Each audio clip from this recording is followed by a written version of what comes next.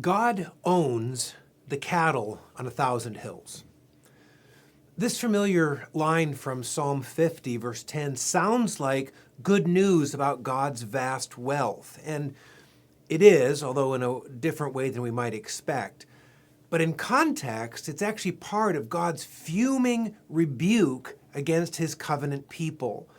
The opening verses sound like the all rise announcement made when a judge enters a courtroom. Only this judge, God the Lord, verse 1, enters with a devouring fire and a mighty tempest, verse 3. The mighty one summons his covenant people to renew their allegiance to him. Here is God's complaint. Your sacrificial rituals are impeccably choreographed and executed. If God were speaking to us today, he might say, I see your regular church attendance and tithing, but religious acts actually offend God if they are not based on a loving relationship with him. Worship that is technically correct is worthless if the worshiper's heart is out of tune. Worship is not like a commodity with which we subsidize God. It's not like a tax that God requires to fund his government. God's words drip with sarcasm. Do I need your animal sacrifices because I'm hungry for meat? The same people who offered prescribed sacrifices despised God's law. They approved of theft and adultery. They spoke evil deceit. They slandered their brothers. They exhausted God's patience. So how should we respond?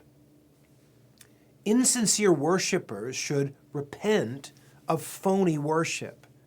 A hypocrite's only safe response is to plead guilty and order his way rightly, as verse 23 says.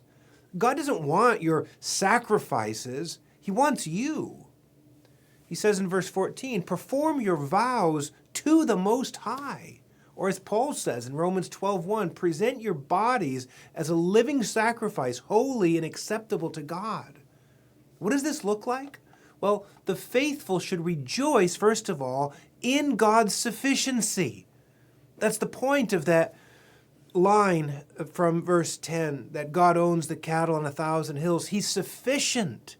He doesn't need our offerings. He owns everything. Hear him in verse 12. The world and its fullness are mine. That's good news, because only a self-sufficient God can give disinterested help to needy people. In other words, help that he's not looking to gain from. In response to God's kindness, his gift of Christ's righteousness, offer thankful sacrifices. In the day of trouble, hypocrites call on their piety. God says in verse 15, call on me in the day of trouble. I will deliver you, and you shall glorify me. Psalm 50, a psalm of Asaph. The mighty one, God the Lord, speaks and summons the earth from the rising of the sun to its setting. Out of Zion, the perfection of beauty, God shines forth. Our God comes. He does not keep silence. Before him is a devouring fire. Around him a mighty tempest. He calls to the heavens above and to the earth that he may judge his people. Gather to me, my faithful ones, who made a covenant with me by sacrifice. The heavens declare his righteousness, for God himself is judge. Selah. Hear, O my people, and I will speak. O Israel, and I will testify against you. I am God, your God. Not for your sacrifices do I rebuke you. Your burnt offerings are continually before me. I will not accept a bull from your house or goats from your folds. For every beast of the forest is mine, the cattle on 1,000 hills. I know all the birds of the hills, and all that moves in the field is mine. If I were hungry, I would not tell you, for the world and its fullness are mine. Do I eat the flesh of bulls or drink the blood of goats? Offer to God a sacrifice of thanksgiving, and perform your vows to the Most High, and call upon me in the day of trouble. I will deliver you, and you shall glorify me. But to the wicked, God says, what right have you to recite my statutes, or take my covenant on your lips? For you hate discipline, and you cast my words behind you. If you see a thief, you are pleased with him, and you keep company with adulterers. You give your mouth free rein for evil, and your tongue frames deceit.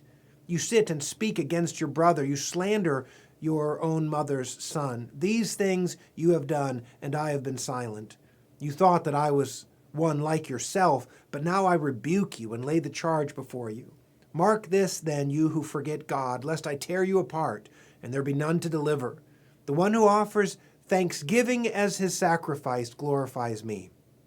To one who orders his way rightly, I will show the salvation of God.